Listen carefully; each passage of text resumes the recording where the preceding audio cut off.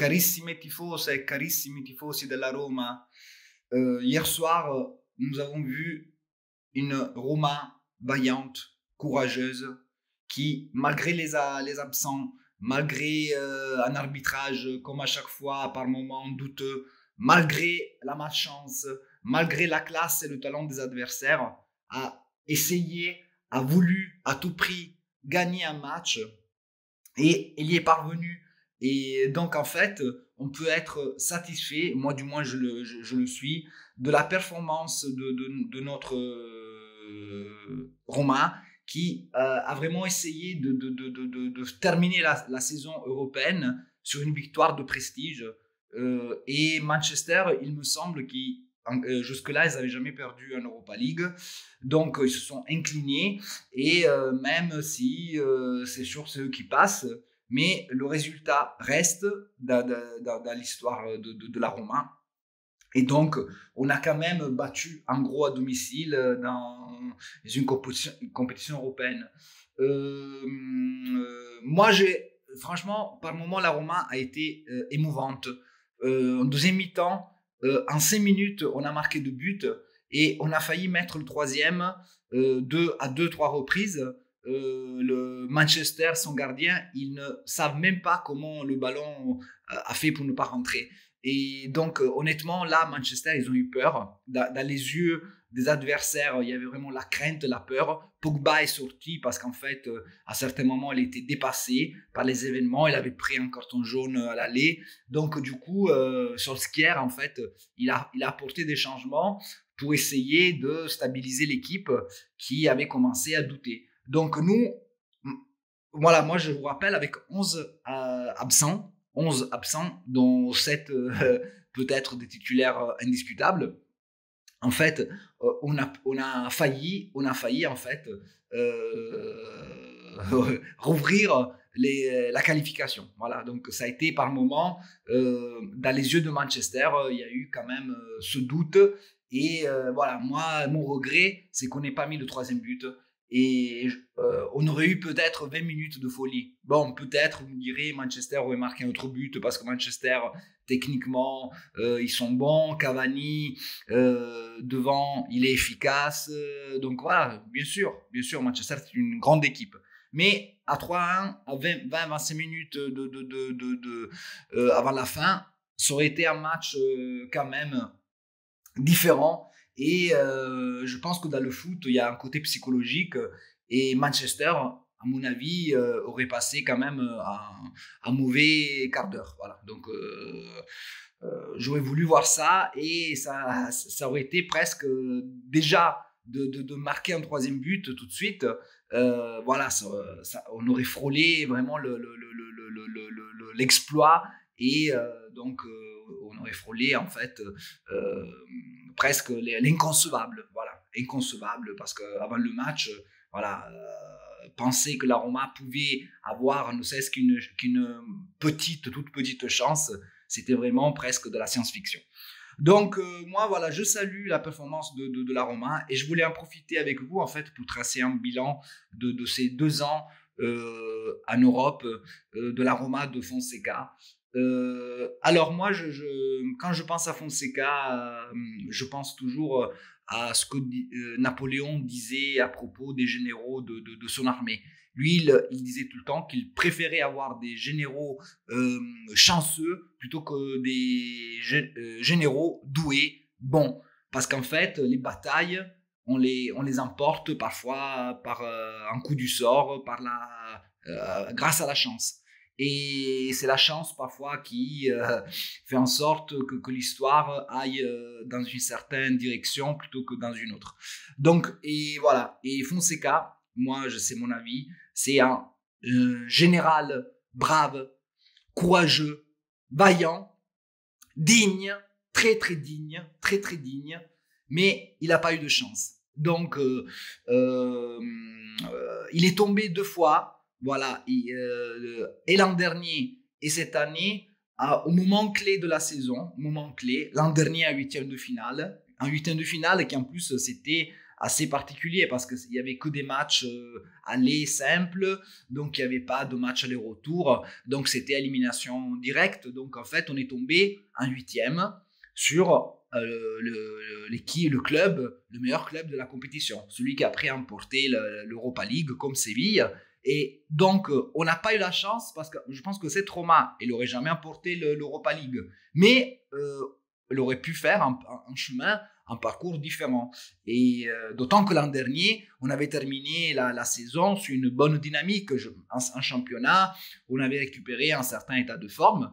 Et donc, c'est dommage. Et en plus, ce match-là, on l'a joué sans Veretout, qui était suspendu, et Smalling parce que Manchester, ils ont refusé de prolonger le prêt.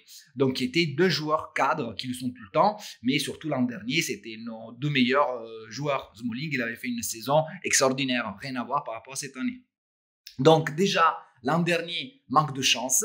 Donc, une Roma qui tombe sur un adversaire qui était plus fort, et donc un match surtout, on l'a perdu, donc 2-0, rien à dire, mais voilà, on tombe huitième sur l'adversaire le moins jouable, et surtout avec deux joueurs cadres qui nous manquent. Et moi, déjà, ne serait-ce qu'avec Veretout, ça aurait été un autre match. Voilà. Donc ça, c'est mon point de vue.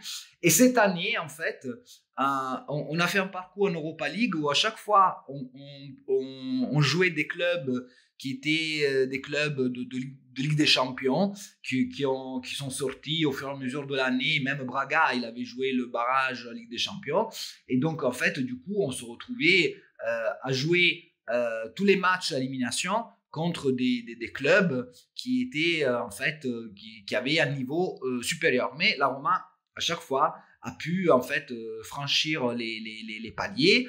Et je peux vous dire que Braga en 16e, c'est un adversaire difficile. En 16e, on aurait pu tomber sur un adversaire moins compliqué. Et c'est pas parce que on les a battus à l'aller au retour, parce que le score qui nous dit qu'on a gagné 5-1, mais Braga, c'est une équipe, il suffit de voir l'histoire européenne, c'est une équipe qui a un parcours européen correct, plus que correct, honorable, et donc les jouer en 16e, voilà, surtout qu'on avait gagné la poule, c'était quand même pas facile. Après Shakhtar, voilà, je ne reviens pas sur Shakhtar, sur le passé européen, sur le fait que cette année ils éliminaient l'Inter de Milan. Et après Ajax, et Ajax, on l'a vu, une équipe, grande équipe européenne. Donc en fait, la Roma fait un parcours, personne ne peut dire qu'elle a eu de la chance. Elle a pris des adversaires de qualité à chaque tour, et on est tombé en demi-finale sur le club qui est le plus armé, avec un effectif, vous l'avez vu hier soir, les remplaçants de Manchester, voilà. Et ils ont pu faire entrer Mata, voilà, donc voilà, je m'arrête là. Et donc voilà, on a trouvé le club qui était le plus fort. Donc en demi-finale, moi je me dis peut-être en demi, avec un autre tirage, on aurait peut-être eu plus de possibilités. Mais surtout, on a joué cette demi-finale avec, voilà, vous avez vu ce qui s'est passé. Moi, j'arrête de compter le nombre de blessés. On a perdu 5 joueurs entre les matchs aller-retour qui sont sortis sur des blessures. Voilà, donc ça, et mis à part Paul Lopez, là, c'est un manque de chance. Les autres, c'est des blessures musculaires, et donc dû peut-être à une préparation mauvaise, à, je ne sais pas, des fautes de la part du staff médical. Voilà, mais on ne peut pas arriver à jouer des matchs clés, et on perd nos meilleurs joueurs. Voilà, et on perd Spinazzola, Veretout, Smalling, voilà, c'est Diawara, hier même Bruno Perez, voilà. Donc voilà, c'est inconcevable, c'est pas possible. Et voilà, on n'a même pas pu compter sur Villar, sur des remplaçants comme Villar, qui en fait, hier il était blessé. Calafiori, qui contre Ajax, il nous avait quand même permis de l'égalisation. Voilà, donc une Roma qui a vraiment dû creuser au fond de tout ce qu'elle lui restait. Et donc, on a fait cette demi-finale avec Santon, Darboe, Zalewski. Donc voilà, et tout ça, moi, ce sont c'est la preuve que Fonseca n'a pas eu de chance. Après, Fonseca, en championnat, il a eu des difficultés, ça c'est indéniable. On fera un bilan à la fin de la saison. Mais au niveau européen, honnêtement, a été tout le temps, il a présenté une Roma vaillante, courageuse. Donc moi, je suis fier d'avoir eu un entraîneur comme Fonseca qui a redoré un peu le blason de la Roma au niveau européen. Et on a gagné sur ces 2 ans. En fait, le coefficient européen s'est amélioré. Donc, moi, je trouve que Fonseca nous a permis de grandir au niveau de la mentalité européenne. Et d'ailleurs, son foot, il s'adapte mieux aux matchs européens qu'aux matchs en championnat d'Italie. Après, j'ouvrirai une parenthèse concernant l'Europe pour l'an prochain, justement à partir de là. Et une dernière chose pour vous rappeler en fait la malchance de notre Fonseca. L'an dernier, souvenez-vous du match contre Mönchengladbach, l'aller et le retour, le penalty accordé aux Allemands sur une faute de Smalling qui a pris un ballon avec sa figure, son visage, qui était sifflé comme une main. À l'époque, il n'y avait pas la barre. Et donc, un penalty injuste. Une Roma qui avait joué, je m'en souviens, un match vaillant sous la pluie, avec là, pareil, une équipe diminuée, avec Mancini au milieu. Voilà, c'est Zaniolo en pointe. Ça a été vraiment une équipe. La Roma qui, à l'époque, en fait, c'était l'automne où finalement la Roma nous avait fait des beaux matchs, mais qui, en fait, jouait avec un effectif très réduit à cause à chaque fois des blessures. Il y avait 3-4 personnes qui s'étaient fait opérer. Il y avait Pellegrini absent, Dzeko absent, qui après était revenu avec le casque contre Milan. Voilà. Bon, enfin, donc ça a été une Roma vaillante qui a donc un match contre Mönchengladbach, une équipe européenne. À l'aller, un penalty inventé. Au retour, un des 2 buts de Mönchengladbach avec le ballon qui était sorti. Et donc après, la Roma là-bas qui fait quand même un match courageux, il est puni en fait à la dernière seconde sur un coup en fait de tête de l'attaquant allemand, mais sur un match où même voilà, on avait eu de la malchance parce que le premier but, étant donné que le ballon était sorti, il fallait le refuser. Donc bon, en fait, Fonseca, on le voit, sur des petits détails, n'a jamais, et moi c'est ça mon plus grand regret, il a jamais pu avoir la chance de son côté. Voilà. On a été peut-être un peu chanceux, un petit peu, contre Ajax. Voilà, c'est à un certain moment, si Ajax ne ratait pas le penalty, donc là ça a été le tournant de la qualification. Mais franchement, si on compte les blessures, si on compte l'arbitrage, si on compte en fait les faits de jeu, les occasions ratées devant les cages, voilà, hier soir, moi j'en ai compté 15, quoi. Voilà, ça a été, voilà, c'est quelque chose, voilà, incroyable. Et voilà, donc pour moi Fonseca, il a été dans cette histoire en général courageux, brave, vaillant, mais malchanceux. Et comme Napoléon le disait, avec des généraux malchanceux, malheureusement, on n'emporte pas les guerres. Et donc l'histoire ne va pas du bon côté. Voilà. Donc une dernière chose. Voilà, pour la saison européenne, moi je vous le dis, moi j'espère que la Roma se qualifie pour la Conference League, même si c'est une coupe, je veux dire, qui a moins de prestige. Mais moi, je préfère jouer des tours préliminaires, je préfère jouer des matchs de poule en Europe, parce que moi, les matchs européens, même contre des équipes faibles, moi, ça m'apporte beaucoup plus que des matchs joués contre des équipes du bas de tableau de la Serie A. Moi, en Serie A, il y a 7-8 matchs qui sont intéressants. Les autres, à chaque fois, c'est une souffrance. C'est des équipes qui jouent derrière.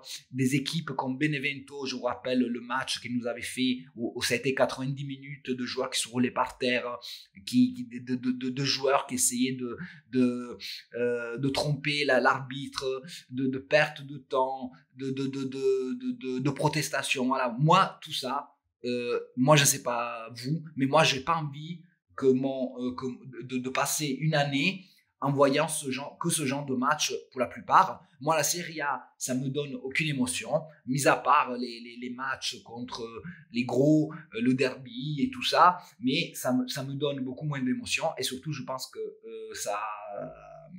étant donné qu'on a des équipes qui défendent, et alors que dans les coupes européennes, on a des équipes, même les équipes les plus faibles, sont là pour jouer, pour marquer des buts. Et donc moi, au niveau footballistique, ça m'intéresse beaucoup plus. Donc mon point de vue, mais ça n'engage que moi, je comprends ceux qui auraient un avis différent. Mon point de vue, c'est que la Roma doit jouer l'an prochain la Conference League, parce que ça permet déjà pour les premiers tours de faire tourner toute l'équipe, et à mon avis ça c'est positif, comme on a fait cette année en début d'Europa League. Et après, moi je vous le dis, quand on commence à jouer les matchs de 8e, quart de finale, éventuellement si on y arrive, voilà, il y a quand même de l'émotion, parce qu'on peut rencontrer des clubs qui ont un passé, et vous verrez, la Conference League, il y aura des clubs qui ont un passé européen. Donc moi, de toute manière, je ne fais pas la fine bouche. Nous, on n'a pas emporté de trophée. On ne peut pas se permettre de dire que l'Europa League, c'est pas quelque chose de prestigieux, parce que nous, on n'a rien de prestigieux dans notre palmarès. Et donc, moi, je pense qu'il faut commencer. Et je préfère, je vous le dis, c'est mon point de vue, moi, je préfère commencer, si je dois gagner un trophée, entre l'Europa League et la Coupe d'Italie, moi je préfère entre la Conference League et la Coupe d'Italie, moi je préfère la Conference League. C'est une compétition européenne et on a une certaine visibilité internationale, et on sauve aussi notre coefficient, parce que c'est dommage d'avoir construit un bon coefficient entre Di Francesco et Fonseca, et donc d'avoir une saison blanche où en fait on va repartir après, parce qu'après les tirages, si un jour on rejoue la Ligue des Champions ou l'Europa League, moi je préfère être dans les bons chapeaux plutôt que dans les chapeaux les plus compliqués, où on a déjà des matchs très difficiles à partir des matchs de poule. Donc voilà, c'est aussi se faciliter la vie à l'avenir. Voilà. Donc voilà mon point de vue. Et je conclus, voilà, moi je salue Fonseca, un homme très digne, un homme qui, moi, il a toujours défendu la Roma. Il n'a jamais dit un mot contre la Roma. Et moi, franchement, dans l'histoire récente de la Roma, j'ai vu peu de personnes qui ont eu cette forme de respect. Et il a été abandonné par les dirigeants l'an dernier et cette année. Il s'est chopé une pandémie. Il n'a pas eu son mot à dire sur les mercatos. À chaque fois, en fait, on lui prenait des joueurs par l'intermédiaire d'agents, ou certains dirigeants qui avaient plus ou moins de pouvoir. Voilà. Donc lui, il a fait ce qu'il a pu avec ce qu'on lui a donné. Il a essayé d'adapter, il n'a pas trouvé la bonne formule. Voilà, donc ça c'est un fait, on le voit par rapport au championnat. Mais en Europe, moi, j'ai toujours vu une Roma vaillante, et une Roma courageuse, et souvent une Roma malchanceuse. Voilà. Et à l'image de cet entraîneur élégant qui est arrivé du Portugal et qui a été traité comme un demeuré, qui a été traité de manière irrespectueuse par les médias italiens, par les journalistes, et qu'à un certain moment, il était encerclé. Donc, il a dû même batailler contre certains joueurs. Et à chaque fois, c'était chaque semaine un calvaire. On lui faisait la Roma, dans les journaux, il y avait la Roma de Sarri, la compo d'Allegri de la Roma, voilà. Ça a été honteux. Mais moi, je le remercie parce qu'il m'a permis de vivre une aventure européenne fantastique. Et moi, cette Roma, cette année, pour certains, ça peut être une saison foireuse, voilà. Mais pour moi, c'était une saison positive, parce qu'un parcours européen, pour moi, ça a autant de valeur qu'un bon parcours en Serie A. Et j'oublierai jamais les émotions contre l'Ajax, Shakhtar, voilà. Et hier, on a failli en fait presque transformer le match en une véritable bataille épique, et 3-1, voilà, ça aurait été autre chose. Alors moi, je vous dis Forza Roma. Moi, l'entraîneur, c'est comme, vous savez, dans le passé, le roi est mort, vive le roi. Donc maintenant, c'est Mourinho l'entraîneur. Donc pour moi, ce sera Mourinho, vive Mourinho, parce que moi, c'est l'équipe qui compte. Moi, ce n'est jamais les joueurs, ce n'est jamais un entraîneur. Moi, pour dire, moi, je disais Forza Fonseca, parce que c'est comme dire Forza Roma. Et c'est comme quand je dis Forza Dzeko, c'est parce que c'est Forza Roma, parce que si Dzeko marque, nous, on peut exulter, donc nous, on peut être heureux. Donc moi, à chaque fois, je serai derrière les joueurs et les entraîneurs de la Roma, parce que c'est le maillot qui compte. Et surtout, moi j'ai toujours un penchant pour les gens qui humainement ont beaucoup de valeur, et Fonseca, humainement, c'est quelqu'un de valeur. Voilà tout ce que je dis. Donc on fera un bilan de la fin du championnat prochainement, dans les prochaines semaines. Sur ce, voilà, je vous salue, et je vous dis comme toujours, Forza Magica Roma. Dai, Forza Roma. Ciao a tutti.